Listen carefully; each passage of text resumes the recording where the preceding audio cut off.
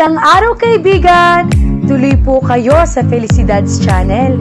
Sa mga kwento ng buhay at pag-ibig na hinalukay sa natatagong baul ni Felicidad. Pero bago po tayo magpatuloy, huwag niyo pong kalilimutan na i-like ang video, i-subscribe ang channel, at i-click ang notification bell para lagi kayong updated sa mga parating pa na upload.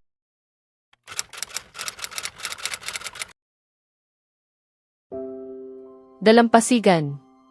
Oo, nasa dalampasigan kami.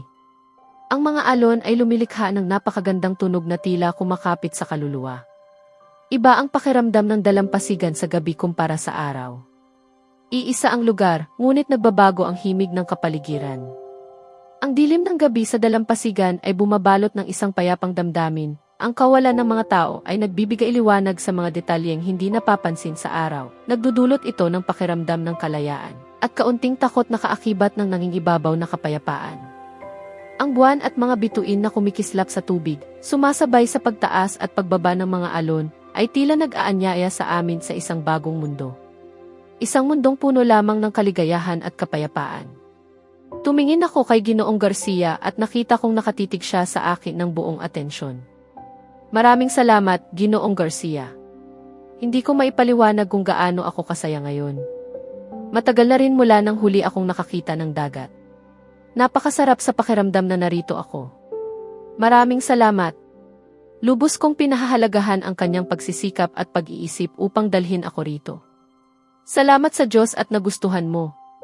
Kinabahan ako na baka hindi mo ito magustuhan, sabi niya habang inilalagay ang kamay sa kanyang dibdib, na tila nakasalalay dito ang kanyang buhay. Muli akong tumingin sa dalampasigan at sa inihanda niyang ayos. May isang maliit na mesa at mga upuan para sa hapunan sa pagitan ng mga puno. Kumikinang ito sa dilaw kahel na ilaw. Pinalamutya ng mga kandila at puting kurtina, mistula itong isang maliit na palasyong marangal. Sa di kalayuan, may isang parang tolda na may malalambot na unan at ilaw. Para itong isang komportableng higaan. Nagustuhan mo ba?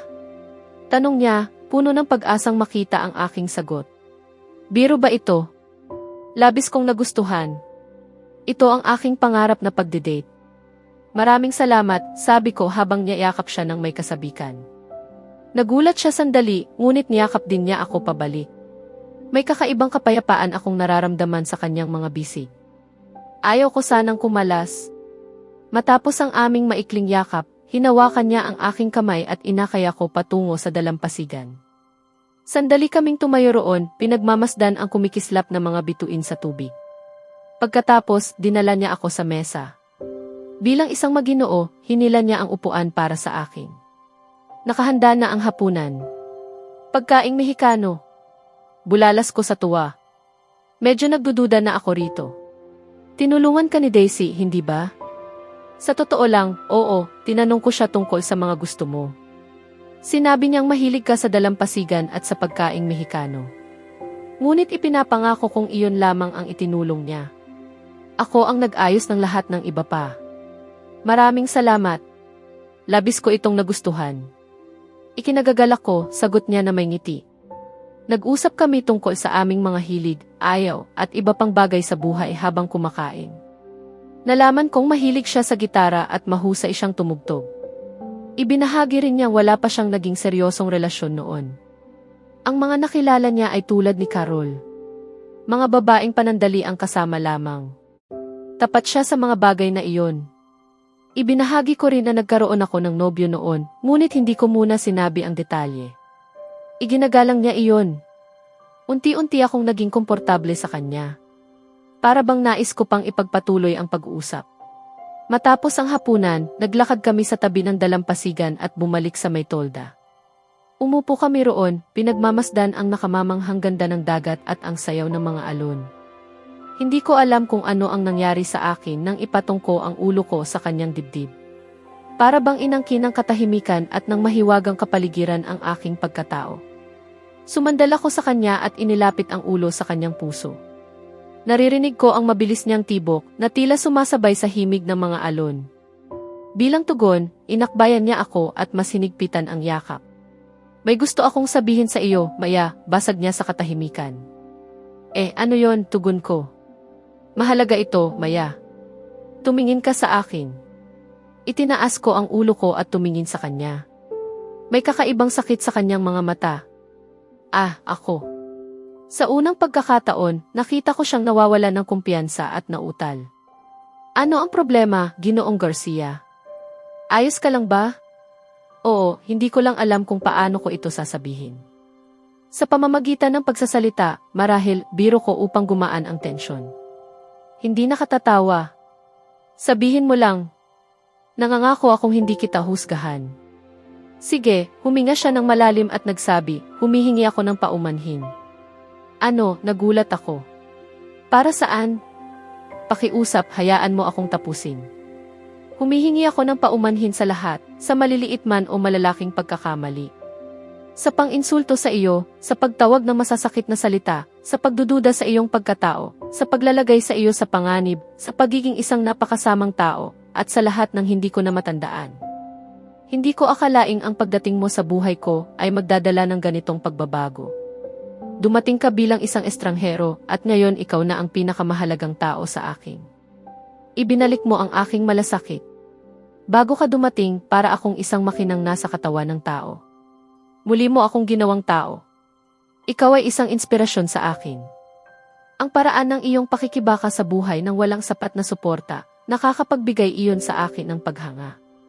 At muli, humihingi ako ng paumanhin sa masasakit kong sinabi sa iyo. Hindi ko alam kung mapapatawad mo ako, ngunit hindi ko mapapatawad ang aking sarili. Hindi ako makapagsalita. Napaluha ako sa kanyang paghingi ng tawad. Ginoong Garcia, ayos na iyon. Nalampasan na natin iyon. Nakikita kong nagsisikap kang magbago, iyon ang mahalaga. Hindi iyon sapat, Maya. Hindi iyon sapat. Sigaw niya. Muntik ka nang mamatay dahil sa akin. Hindi ko kayang maging dahilan ng kamatayan ng iba. Hindi na muli. Ano ang ibig mong sabihin na muli? Ang mga magulang ko. Namatay sila dahil sa akin. Ikinuwento niya ang nangyari noong siya 16 pa lamang. Ang pagkuha niya ng kotse, ang pag-inom dahil sa impluwensya ng kaibigan, ang pagkakahuli ng pulis, at ang aksidenteng kumitil sa buhay ng kanyang mga magulang. Niyakap ko siya habang umiiyak siya sa aking balikat. Matapos ang ilang sandali, sinabi ko, nais mo bang pag-usapan iyon ng mas malalim? Makakatulong iyon. Tinapos niya ang kwento.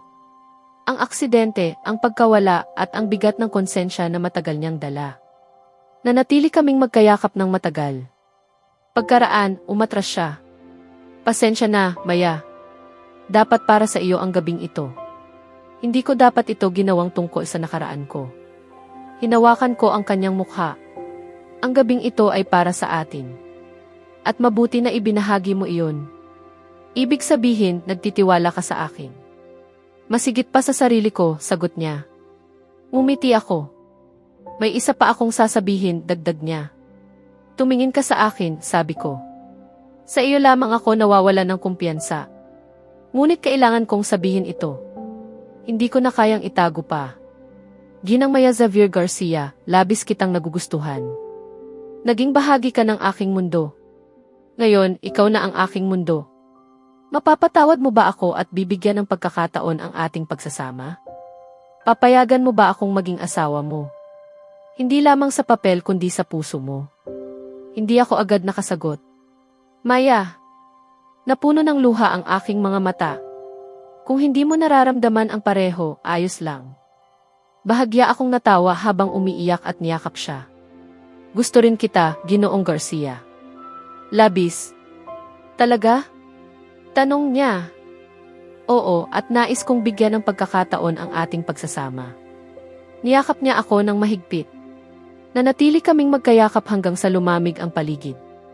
Uwi na ba tayo? Tanong niya. Uwi na tayo.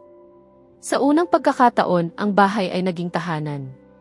Pagdating namin, dinala niya ako sa silid. Nagising ako at nagtanong kung paano ako nakarating. Binuhat kita. Ayaw kitang gisingin, sabi niya. Niyakap ko siya muli. Salamat. Ito ang pinakamagandang gabi ng buhay ko. Para sa akin din, sagot niya. Hinaplos niya ang aking pisngi at marahang hinalikan. Magandang gabi, Maya. Sumikat ang araw ng maliwanag at malinaw. Pumasok ang sinag ng araw sa aking bintana, dala ang panibagong pag-asa at mga mithiin. Unti-unting pumasok ang liwanag ng umaga sa aking silid. Kinusot ko ang aking inaantok na mga mata at lumapit sa bintana. May bahagyang perlas na liwanag sa kalangitan. Ang unang sinag ng araw ay nagbigay liwanag sa aking silid, kasabay ng maririkit na huni ng mga ibon na dahan-dahang pumapasok sa aking pandinig. Ang sumisikat na araw ay nagkulay rosa sa kalangitan. Ang ginintuang sinag nito ay nagbigay buhay sa tanawin. Ang bagong sibol na araw ay marahang sumilay sa mga lansangan ng lungsod, kasabay ng pagsisimula ng mga gawain sa umaga. Eksaktong 6:00 ng umaga noon. Bagamat hindi ako agad nakatulog kagabi dahil sa pamumula ng aking pisngi, nalunod naman ako sa magagandang alaala ng aming naging pagdedate kahapon. Nais kong magsimula ng panibago ngayon. Sabi nila, ang pagsisimula ng araw kasabay ng pagsikat ng araw ay nagbibigay ng magandang sigla sa kalooban. Nagising ako kasabay ng araw. Talagang pinahahalagahan ko ang napiling lokasyon ni Ginoong Garcia para sa kanyang mansyon. Malayo ito sa ingay ng lungsod at nagbibigay ng napakagandang tanawin ng pagsikat at paglubog ng araw. Natapos ko ang aking mga gawain sa umaga at nagtungo sa kusina upang kumuha ng kape bandang 7:00. Bumaba ako sa hagdan at bago pa ako makarating sa kusina, pumasok si Ginoong Garcia sa sala habang nagjo-jogging. Umiti siya ng malapad sa akin at ginantihan ko rin iyon ng ngiti. Lumapit siya, hinalikan ang aking pisngi at agad na nagtungo sa kanyang silid nang hindi na lumilingon habang marahang humuhuni. Automatikong napunta ang aking kamay sa pisngi kung saan niya ako hinalikan at kusang namukadkad ang ngiti sa aking labi. Mukhang naging maganda ang inyong pagdedate, sabi ni Ana habang papalabas ng kusina. Oo, paano mo nalaman? Sapat na ang ngiti at pamumula ng iyong pisngi para masabi iyon. Lalo akong namula sa sinabi niya.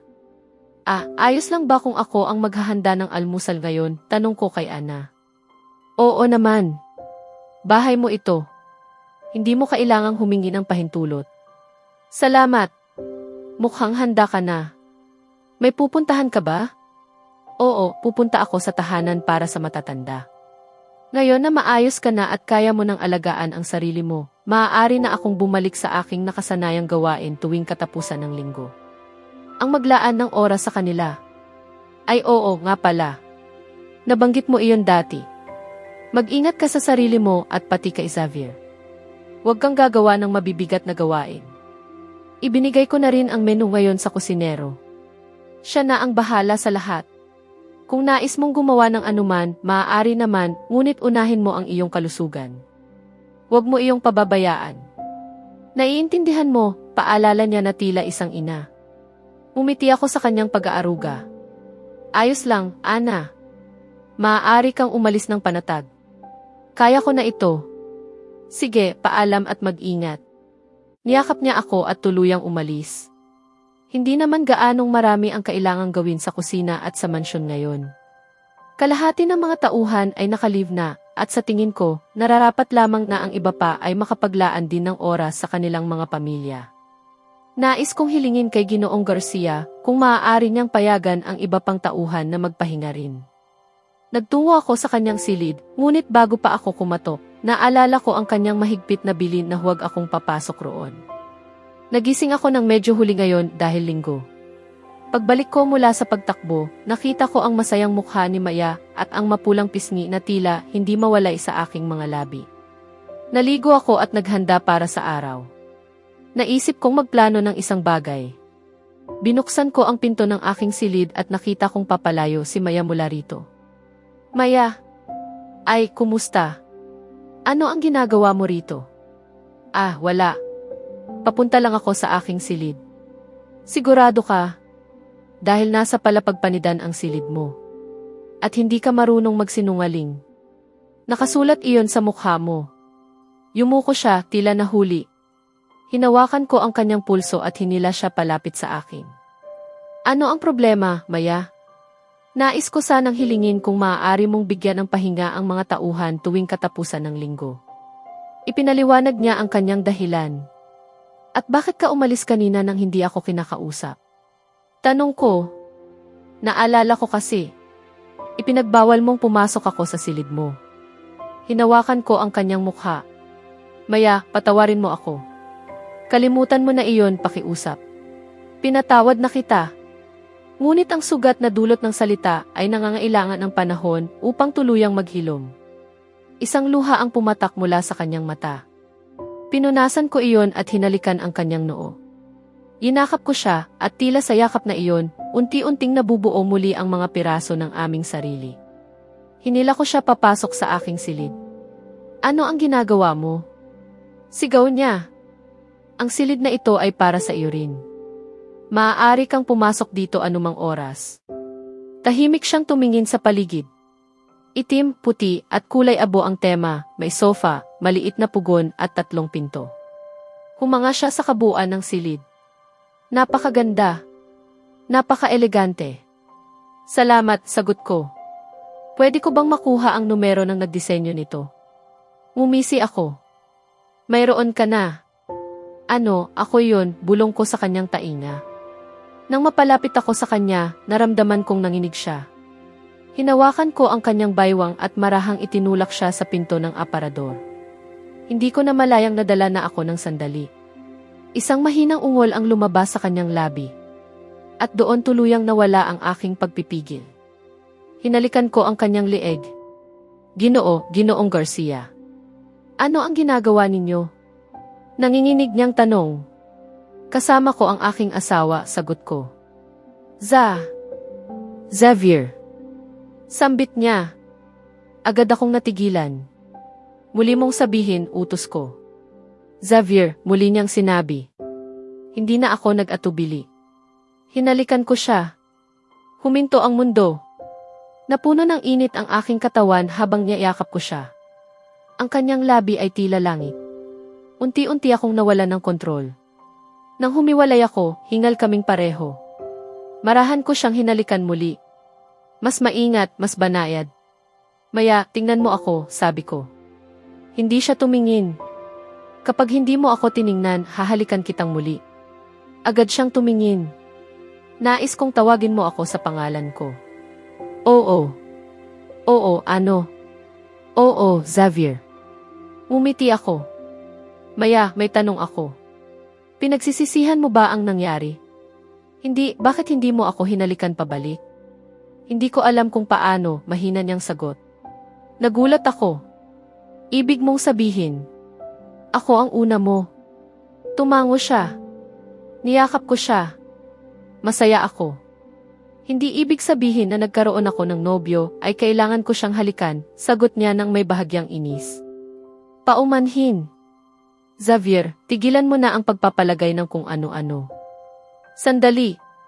Tinawag mo ulit akong Ginoong Garcia. Hindi ko na napigilan ang sarili ko. Muli ko siyang hinalikan. Sa susunod na kabanata, mas lalalim ang ugnayan ni Maya at Xavier habang hinaharap nila ang mga bagong hamon sa kanilang pagsasama. Kasabay nito, may mga lihim at pangyayaring magbabalik mula sa nakaraan na susubok sa tibay ng kanilang tiwala at pagmamahalan. Kaya abangan natin,